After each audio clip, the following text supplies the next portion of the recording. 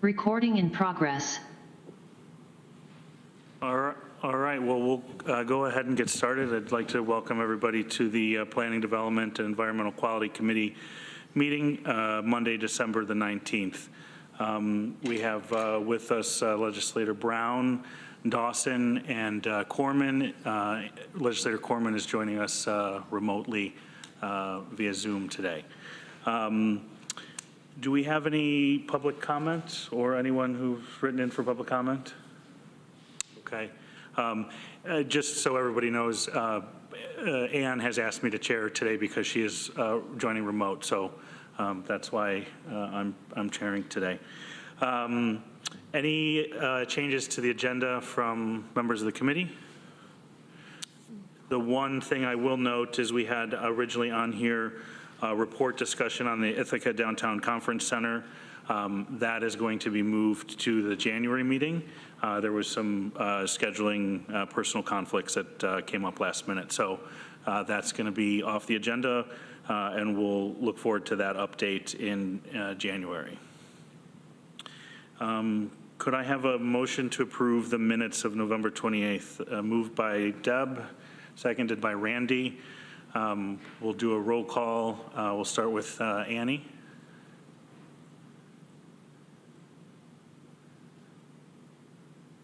That's a yes? Yes. Okay. Deb? Yes. Randy? And I'm a yes. That passes. We do have advisory board appointments, ID 11383. It looks like Agriculture and Farmland Protection Board, Eric Carey, Farmer Representative, term expires December 31st, 2026. And the Environmental Management Council, Kat Darfler, Chair for the year 2023. Can I have someone move those, please? Moved by Deb, seconded by Randy. We'll do a roll call. Annie? Yes. Deb? Yes. Randy? Yes. And I'm a yes. I don't have a chair's report at the moment. Ann, did you have anything that you wanted to add for today? No, I didn't. Thank you, Greg. Oh, sorry. It looks like we do have a public comment. Brent Katzman is here. I'm happy to go back and recognize him for public comment if there's no objection from the committee. All right, if we could promote him to a panelist. He can speak. Yeah, so, oh, sorry, Brent, can you hear us? I can, thank you very much. Yeah, sorry about that. Why don't you go ahead with your 3 minutes for public comment. I appreciate that, Greg. I'm having to rearrange my screen, so forgive me for just one moment here. So I'm here to speak very briefly. My name is Brent Katzman. I'm a resident of the town of Ithaca.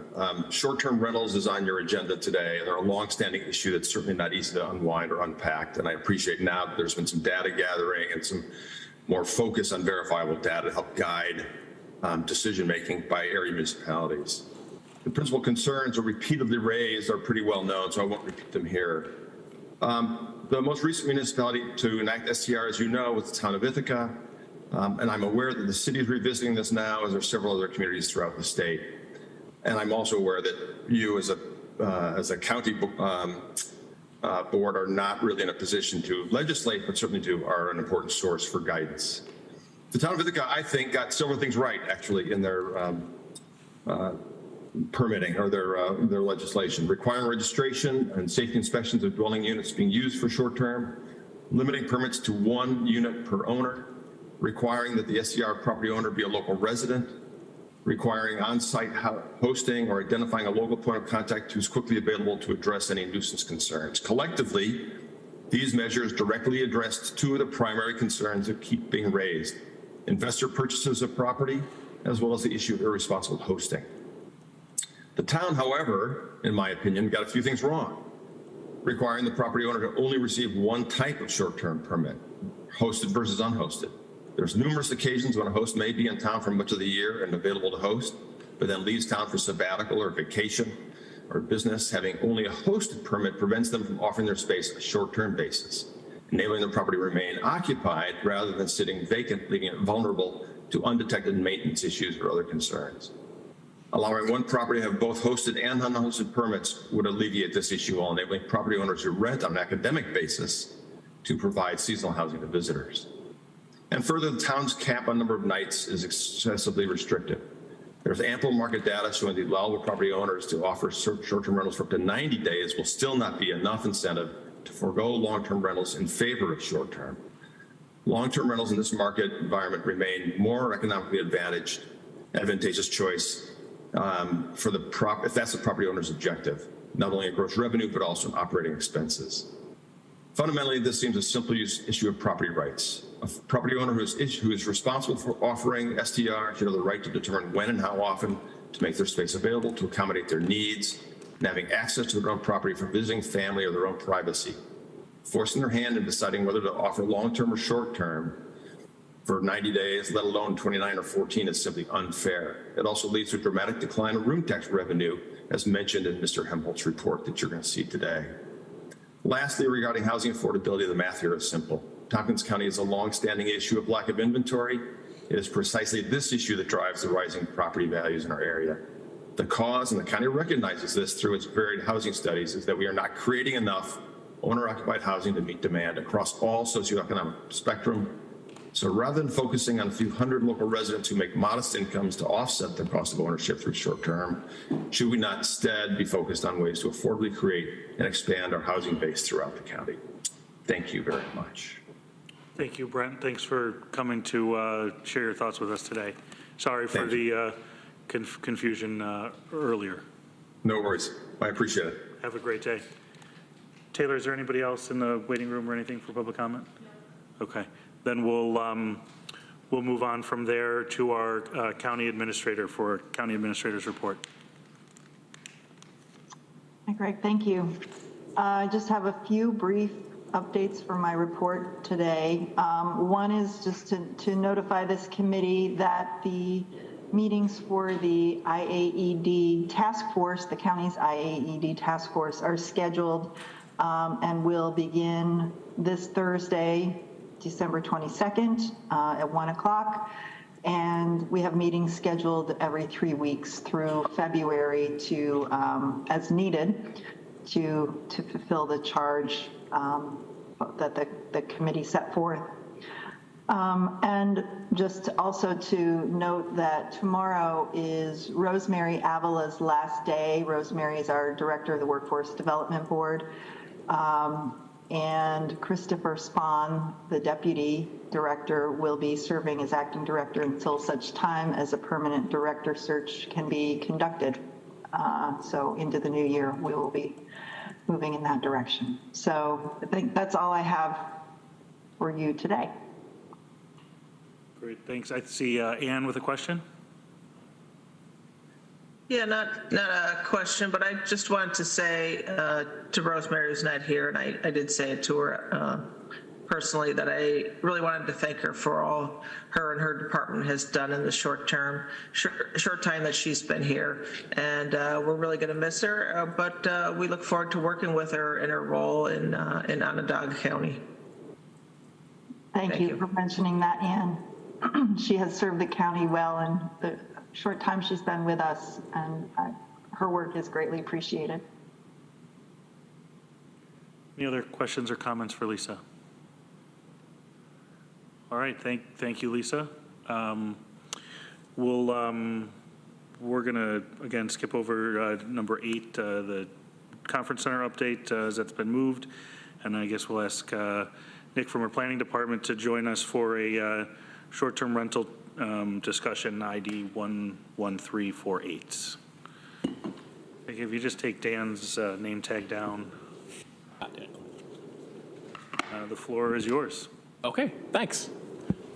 It's been a while since I've been up here for a meeting. Yes. Sorry, just getting used to it. Don't let the excitement overwhelm you. Thanks. I decided to make the long trek from downstairs. Just wanted to give a brief overview and open the chance for the committee to ask questions about where we are with regards to short-term rentals and what we're seeing in the market. A bit of background. In late 2020, the county issued a request for proposals to identify a vendor to begin collecting data on where short-term rentals were located in the county. We found a vendor that is called LTAS Technologies, also referred to as Harmari, which is the product name that they have for this service.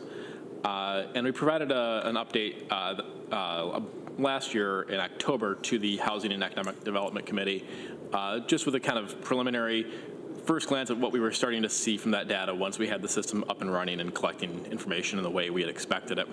So this is just sort of a check-in on this data and giving folks a little perspective on where we are and some of the lessons we're learning about this part of our hospitality sector.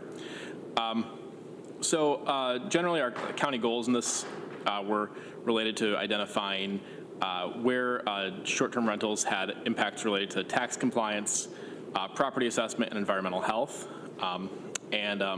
We had initially intended for this to be set up as a shared service where individual towns, villages, and the city would be able to see all the data that we were getting from this. However, toward the end of our process, we were informed from the county attorney that would not be an appropriate use of that information. So we've only been able to share it in an aggregated format to date with municipalities. We've had several municipalities request the data and shared it in the as much detail as we're able to. You'll hear me use some terms in this report that I think just merit just a quick introduction of a definition. We generally classify the listings for short-term rentals. These are generally like advertisements. You could think of them as a way for folks to book a stay at a short-term rental. They're classified in a couple different ways: active versus inactive. The Harmari system classifies something as active if it appears in its search results at least 70% of the time, and inactive if it's less than 30% of the time. So that's an important distinction. Inactive listings, we generally want to filter those out. Uniques versus duplicates. Again, we're much more interested in unique listings when sometimes hosts for short-term rentals make duplicate listings either on the same platform or different platforms. We generally want to filter those out to understand just the unique ones that are existing in our community. And residential is another term you'll hear me use here. The Harmari system collects data from these booking platforms like Airbnb, and not all of them are residential properties. We also have some inns and bed and breakfasts, which are licensed establishments, and other hotels even that are potentially using these services to advertise rooms. So we generally want to classify which ones are the residential in nature and when we're looking at this data. And finally, we'll also classify information here by entire housing units versus shared housing. We can look into how the listings are described and determine with pretty high confidence whether or not it's for a separate housing unit or a shared portion of somebody's home. So, enough with, yes? Yeah, of course. So I'm looking at the Tompkins County short-term rental listing trends. Right there. Oh, yep. And it looks like it's up 25% roughly from the year before. The big green bar? Total overall. Yeah, right, yeah. So there's been definitely some growth in the total listings, yep. So if I look at the active listings, the next page, it shows listing by the type of firm that's doing it. It's about the same, 25% roughly. Well, maybe not. Yeah, maybe five. Yeah, I'd say. Randy, could you please use your mic? I'm sorry. Thank you. So the reason that this one's higher than the next one, it's a little bit lower, is because there's other types of places that are listing, like Craigslist or something, or? So that one, I think we filtered out the duplicates and some of the non-residential listings, I believe in that one as well.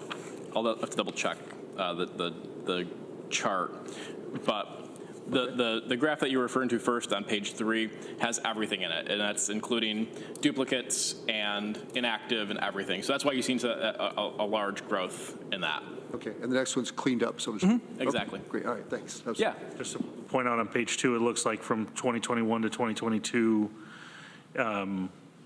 STR listings in the county grew by 27%. Right, listing, yeah, and I think the distinction is between listings and actual supply of rooms. The estimate we have for the growth in supply of rooms is about 5%, roughly. Or maybe it would be better to call them units rather than rooms. We'll get to that distinction in a little bit. At the beginning of the period we were looking at, we had 1,154 short-term rental listings that were active and unique. And at the end, we had 1,217 for a net gain of 63, so or roughly 5%. One of the things that I think we were looking at when we were looking at listings, and this is a good segue, I think, into this, is to understand if there were trends or patterns we should really be aware of, or being thought monitoring and understanding when those happen seasonally. One of our sort of hypotheses was that going into this, that there may be a major uptick in the amount of supply that's available either over the summer, around commencement, other things like that, and then potentially a contraction as the market cooled down later in the year. One of the findings from this report is that there was really little seasonal variation. There was some that's in the data, but not nearly as much as we had expected, I'll say. So that's one of our top findings. One of the top findings is that we have a pretty strong geographic concentration of short-term rentals in 3 municipalities, the city of Ithaca, town of Ithaca, and the town of Dryden. And there's some charts later on in the report that kind of illustrate that.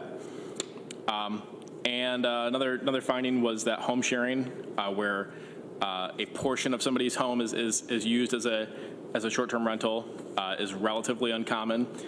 Most of the units we're seeing out there are listed as entire housing units. I think some of their findings were relatively known prior to going to this, that we have short-term rentals in areas of the county where we don't have other licensed lodging establishments, such as some of our villages and some of the more rural areas. We are seeing an increase in duplicate postings, duplicate listings on different platforms. Not entirely clear on the motivation for that, but open to thoughts. And Airbnb continues to be the most popular platform for short-term rental hosts in the county by far. It's like 5 to 1 every listing on Airbnb versus everything else. Some of the kind of top-level highlights that we had in terms of trends that we noticed. For listings, as we were discussing earlier, there's definitely been some growth with regard to total listings, but a lot of that has been in duplicate and inactive listings. Part of this may be just an artifact of having the system on and that we're gathering more information, but there's definitely been a growth in duplicates too, so that's something that we'll be continuing to keep an eye on. If you see the chart on page 3, I would say the real area to keep an eye on is that yellow line right in the middle there for active and unique listings. That really shows, that's narrowed down a lot of the noise out of the chart. And you can see that it's gone up a bit, but not nearly as much as the big green bar above it. Switching over to platforms. Going into this, we had a hunch that Airbnb was the largest platform being used for short-term rentals in the county. We quickly got confirmation of that and have continued to get confirmation of that. We've not really seen their position in the market erode. If anything, it's really just gotten stronger over the last year. We have roughly well over 1,000 active listings on Airbnb within the county. Well, while we're here, I think it's important for folks to know, too, the voluntary collection agreement that we have with Airbnb, which we don't with the other short-term rental platforms. So, and just correct me if I'm wrong, if someone were to operate on another short-term rental platform, VRBO, Booking.com, Flipkey, any one of the other short-term rental platforms, or just short-term rental themselves, right? Just email me at Gmail, right? They would then have to submit their room tax if they collect it, which they should be, but they would be submitting that on their own. That's correct. And so if you're a short-term rental host and you are not using Airbnb, if you're using any other service, you're required to register yourself through the finance department using our hotel registration form there. It's a really quick form to fill out and get yourself set up for quarterly room tax remittance. That is something that we definitely are using this information to help sort out. Yeah, I wanted to ask about that because if somebody doesn't register and we know that their property's listed, that gives us a way to, yes. Yeah, that gives us a documentation that there's been an advertisement made for this type of business operation. Yeah. Thanks. Do you have any idea of the number of registered properties that we have that are voluntarily submitting their? Off the top of my head, I don't know it offhand. We include this in our quarterly room tax report as in the number of registered properties, and we've been monitoring that starting in like mid 2020, I think. Just including that, so it's clear about how much we have. I see Ann has a hand up as well. Thanks, Greg. Nick, can you remind us if someone was to rent a room for X amount of nights or have X amount of rooms in their house, where would does it always trip up to the point where they need to register with the county and submit the room tax, or is there a threshold? That's a good question. I'd have to double check with finance, but my recollection is that there's not a minimum. If you are renting your space in your property for less than 30 days at a time, that qualifies as use as a short-term rental, which under our hotel room occupancy tax is taxable. That's also probably a lot of hotels will check people out after 29 days and check them back in where they should be to be able to maintain that short-term rental status with hotels.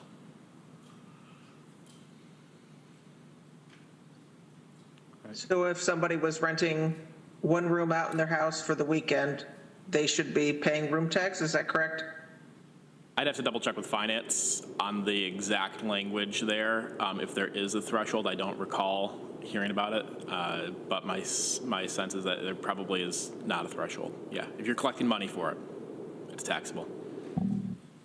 Okay, it'd just be good to make sure we're giving out the correct information to the public. Thanks, Nick. Yeah, Nick, so Airbnb voluntarily agrees to forward the tax on them to us. Has any discussion or VRBO, if that's what it's called, the next one up, have they even consulted with us at all? Or? Yeah, shortly after we undertook this data assignment, we reached out to VRBO because we had at that point a much clearer understanding of their position in our market. Their reaction was that due to the pending state legislation that was related to short-term rentals at that time, they would not be entering into any other voluntary agreements with local municipalities. So they declined at that point. They said they were not interested in having an agreement like Airbnb. Yeah, but we haven't reached out to the other platforms at this time. Did that legislation pass in the state? Or? No, it failed. So it didn't. I should say, I don't know. Fail is maybe the wrong word. It didn't move forward. So yeah. So we'll continue to keep an eye on that, both at the state level and with the platforms. So. Switching gears a little bit to the room size, I think this is one of the more interesting components of the data that we are able to comb out of the Harmari system. once we filter down for the active, unique, and residential short-term rentals, we can get a pretty good sense of how many bedrooms we're talking about in the community that are being used for this purpose, and their composition overall. And you can see, the vast majority, 95% of the short-term rental listings are 4 bedrooms or less, and there's a thin sliver over there of ones that are listings that have 5 or 6, and I think there may even be a 7 one that's not labeled in there. Tallying that all up, we get an estimate of the total number of bedrooms at just over 2,400 bedrooms in the county. And it's interesting because our estimate of the total number of hotel rooms that are actively in our lodging supply is about 2,100. So there's actually an interesting kind of parity there, that we have roughly the same number of bedrooms in use for short-term rentals as we do for hotel rooms. So I found that interesting, and I thought it might be worth thinking about a little bit more. Switching gears again to municipality, we were able to separate this out by which municipality the short-term rentals are in. Roughly 2/3 are concentrated in the 3 that I mentioned earlier: the city of Ithaca, town of Ithaca, and the town of Dryden, with the city having the largest share at just over 300 listings. We did notice one major change in the time series data we looked at here, and referencing the earlier discussion of the town of Ithaca's law, that shortly after its enforcement began over the summer, we saw a pretty substantial drop-off in the amount of short-term rental supply within that municipality, and this didn't really happen in any other community that we saw. So we suspect that is an effect of the law going into effect, and some folks deciding at that point no longer to have their homes listed on as short-term rentals. So that's generally that. We also have in the memo that's attached in the agenda, a summary of which communities have short-term rental ordinances adopted. I will say we've heard from several other municipalities that are either interested in exploring this or have begun to take preliminary steps toward evaluating what options they have, but we just decided for this purposes just to focus on the ones that had adopted it versus not. I'm sorry, I thought the town of Lansing had an ordinance. They don't have one? I don't think the town does, and I think the village is still mulling it over. All right, thanks.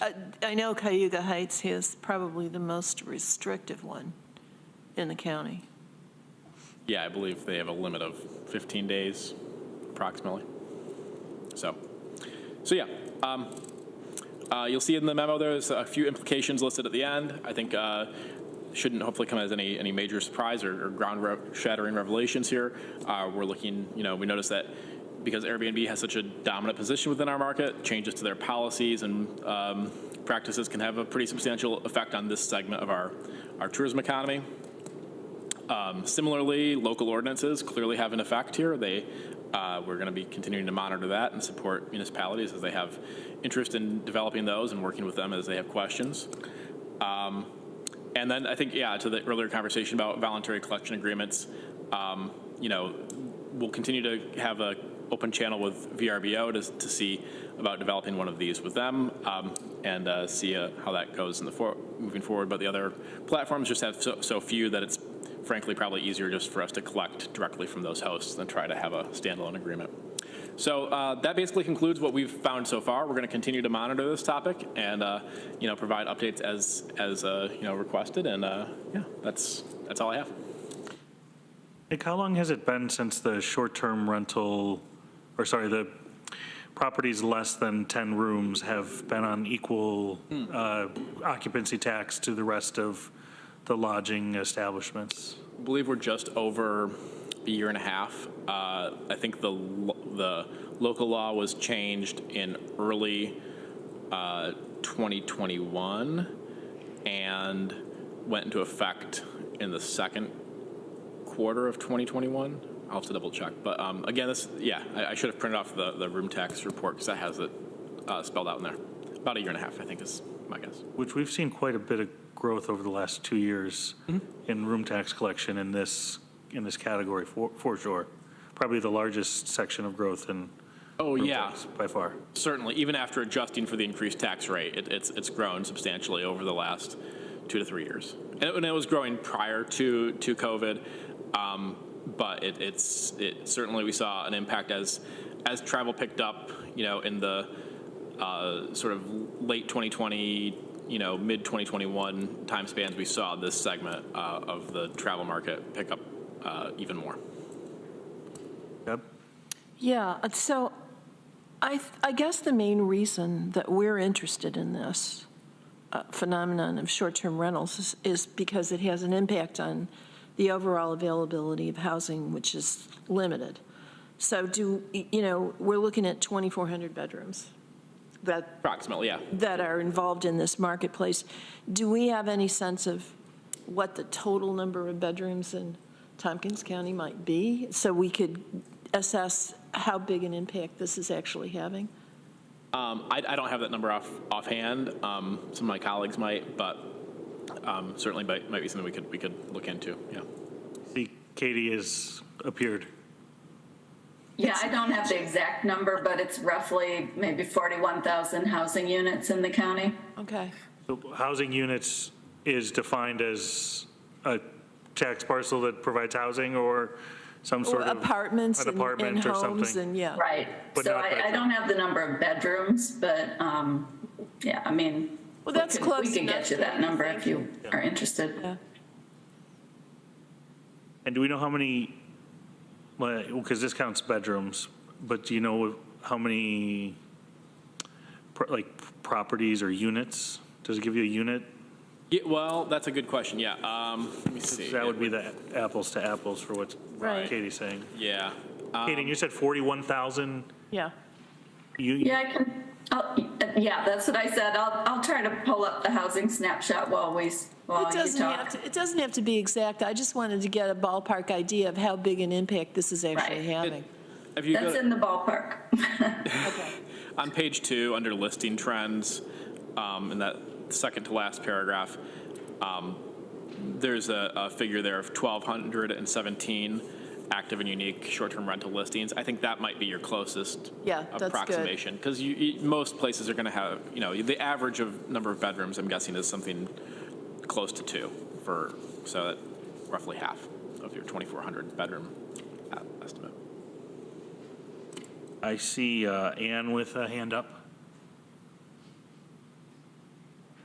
Yeah, thank you. And maybe this is in here. I'm trying to figure out, along with the other questions that folks are asking, do we have any data on how many rooms are being listed per year?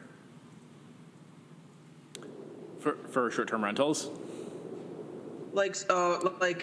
Say, for instance, if I'm listing a room, how many times on average does that get listed? But, we don't need that information broken down, but say there's 24 active rooms, how many times do they get listed? Is it on average 30 times a room gets listed? Just, that would give us some more data. And are you looking for occupancy percentage of market-wide short-term rentals? Right, because it's one thing if, someone, I think that would give us some information on, are these places on average only 5 days out of the year they're getting rented, or is it more like 30 or 90? Yeah, it's a bit hard to extract that from the data set we currently have. We can see it on a case-by-case basis in the current system. We could, for an individual unit, I can pull out their occupancy trends. However, in the data extract that gets pulled from Harmari, it's not something that I can really look at clearly. So I don't have a answer that is applicable to the whole county. I can tell you, sort of anecdotally, yeah, the occupancies for short-term rentals as a whole are far lower than occupancies for hotels or motels or other types of properties in terms of, percentage of time being used. And they definitely tend to skew higher on weekends and higher travel demand times. But beyond that, I don't have it right out of data from this data set. Thanks, Nick. Any other questions for Nick or Katie on short-term rentals? So on Airbnb, do we actually get a check from them? Do they send us the money? Yes, Airbnb So remits it's on an- behalf of its host, yep. So VRBO's issue is it's an accounting process, so it's going to be a challenge for them. Right, because somebody's got to do the accounting, and I'm sure it's not just Tompkins County, right? Right. Yeah. Maybe the option for the other entities is to at least offer the option to the two people. I imagine that it's a pain to have to deal with that, right? Of figuring out what the 5% is going to be and sending a separate check to the county, and that's how that works, right? These other people have to send us checks, right? That's correct. But I think, yeah, my understanding is most folks in this segment just pay by check. Yeah. Right. All right. Yeah. Yeah, Thanks. and they also have to collect it, Right. right? Exactly. And by collecting it, you also have to, you're either including it in your room night, which involves you got to back that out and do that math, or you're adding 5% onto your price, and when you invoice somebody for staying, they're paying that fee as well, and then you're capturing that and then submitting that. Yeah. Which, there are a number of lake listers and things like that probably are, that are adding on and collecting it because they may not need to use a platform, Right. because they've built their own sort of business. But, yeah, it's. The other benefit of an agreement like the one we have with Airbnb is that on the customer side, you can see that tax spelled out clearly at the time of booking. You can see, all the whatever other fees that the host has included, plus, local occupancy tax spelled out there in the amount. So you know it right what it is right when you book, and the host doesn't have to, deal with it. The host and Airbnb never touches the county lodging tax. Yeah. Yep. Simple for them. Yeah, and there's greater consumer transparency is much higher. Well, appreciate the good work, Nick. What's next on this front? Is it another update in a? Maybe we'll check back in a year or shorter if something else comes up that is more topical. I think the biggest question on my mind is what will happen in the next year with the city of Ithaca and their proposals. And they had some discussion about this topic late last year, I think in September, October timeframe. But I haven't heard much lately on where that's going. So we'll stay tuned on that. Would it maybe be to put on your radar if there are municipalities that are really bubbling up or things are getting hot and serious around the topic to maybe come give an update or understanding of where those are to the group? Sure. Okay. Yeah, that'd be great. Thank you. All right, thanks, Nick. Thanks for your time. All right, Oh, sorry. I just had one quick question. I was thinking of that Nick said that hosts generally mail a check-in. Are they able to pay electronically? That would be a question for finance. I'm not totally clear on the payment options provided, but they may have an option at this point to do payment by a different means. See Katie's hand is up. Okay, well, Sorry, Annie, are you done? yes. Okay. I just wanted to make sure everyone has accurate information. So the number of housing units in 2020 was 46,844. I gave you the 2010 numbers before. So we're a little under 3% or so of housing units as short-term rental. Yeah. Two and change. Well, just parenthetically, I don't know if everybody happened to see, there was a really good article in the Atlantic within the last, 2 or 3 weeks about the studies that had been done on where homelessness was a real problem. And it all boils down to the overall availability of housing units and the cost of housing units, which is a function of supply. But they had done a bunch of studies on, was it the weather? Was it the availability of services? Was it, the study eliminated all these factors that we tend to think contribute to homelessness. And at the end of the day, it's housing supply. and that's where we're falling short. And it doesn't seem like short-term rentals is having that huge an impact. I mean, not to in any way reflect poorly on this study and the information that it gives us, but I don't think limiting short-term rentals is going to be the major answer to our problem here.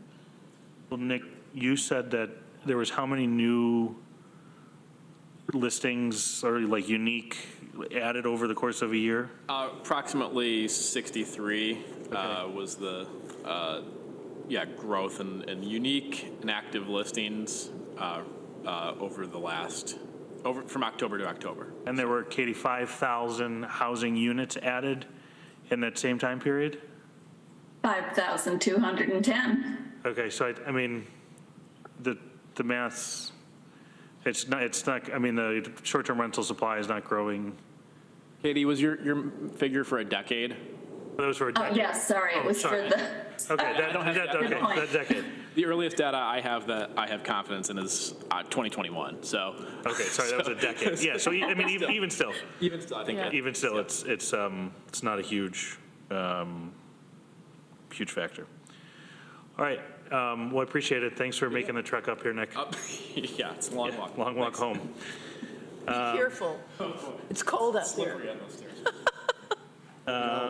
So we're wildly ahead of schedule, and we already had an aggressively tight schedule to begin with.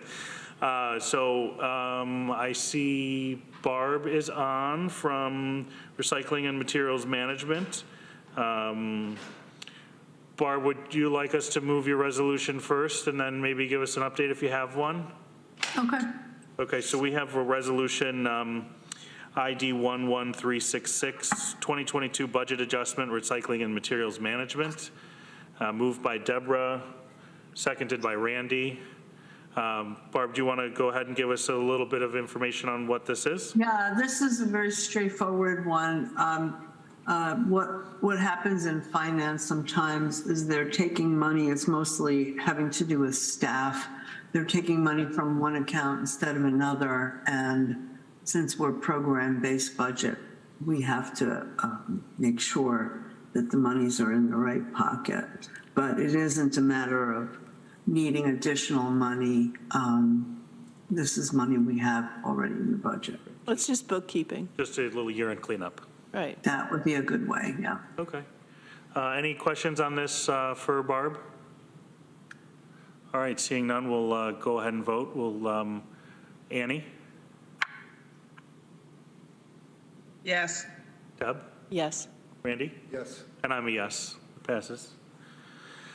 Barb, anything that you'd like to share with the group?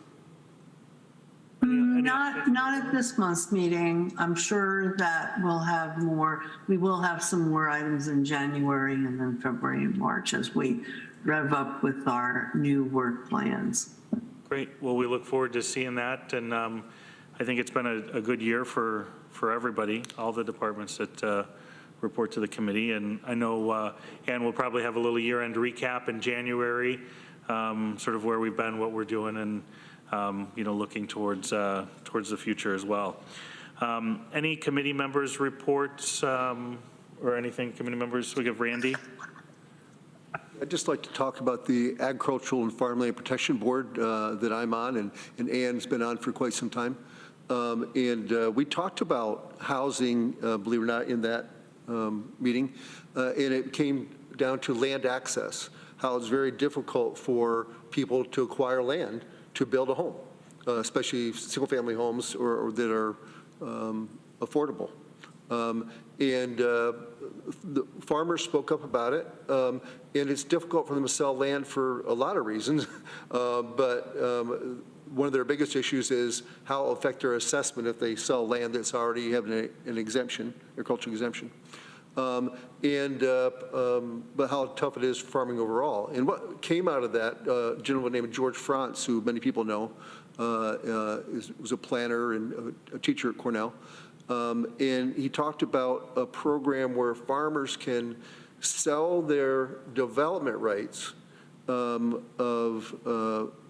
to the state, and it becomes basically a conservation easement, and they can receive up to 2/3 of the price of an acre.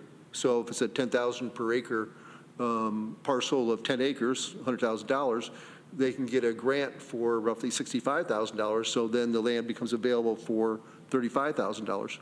And it helps, and they can continue to farm it if they want, or they can sell the land at that point. They have a choice. But what came from that discussion is that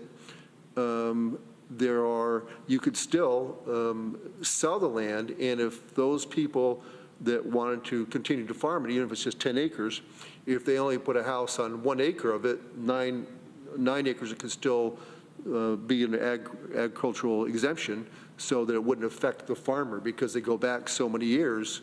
If you sell your land and it comes to a development, so to speak, I think it's 5 years and it goes back like 80%, 60%, 20%. So that's being talked about, and I just wanted to share that. So. Yeah, it'd be interesting to hear more about programs like that. That's good information. Ann? Yeah, thanks. Actually, adding on to what Randy was saying, there are some other programs that we're hoping that are coming down the pike that will also help farmers, and so we'll keep you updated on those. But I think we need to make sure that they actually are coming. But they're trying to get creative, the state, on trying to help save farmland. So stay tuned for that. And one other thing I saw in one of the advisory board committees was a presentation.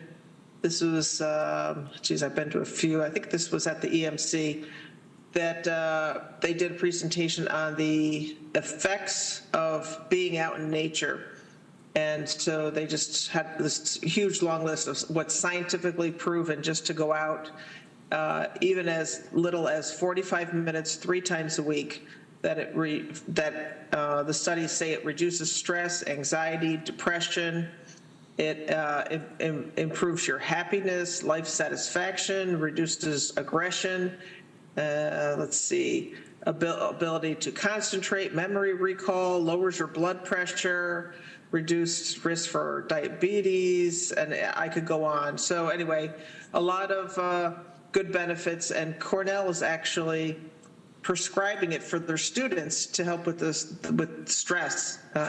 So I thought that was really interesting. They get prescriptions when they go to the doctor. So as little as 45 minutes a week, 3 times a week out in nature has profound effects. So I wanted to pass that on. Yeah, but great reminder that we've got some great trailways and great recreation ways, the Dryden Rail Trail. We've got the East Hill Recway, the Black Diamond Trail. Got a lot of great parks throughout the community. They're not all big hikes. It's okay to just take a leisurely walk too, just down the street sometimes. So thanks for the reminder, Ann, and hopefully with the remaining time that we didn't use in our committee today, we can. We'll all go walk in the woods. Folks can go for a walk, and hopefully during the busy time of year have a little less stress in their life. But also wanted to wish everybody a happy Hanukkah and holiday season as we start to celebrate many different things throughout the next several weeks and so on. So we'll be back in January with this committee, and we'll go from there. Is there a motion to adjourn? Okay, all in favor? Aye. Aye. All right, that passes. We're adjourned. Have a great rest of the winter. See you tomorrow night. We'll see you tomorrow night. Yeah, thanks, Ann. Recording stopped.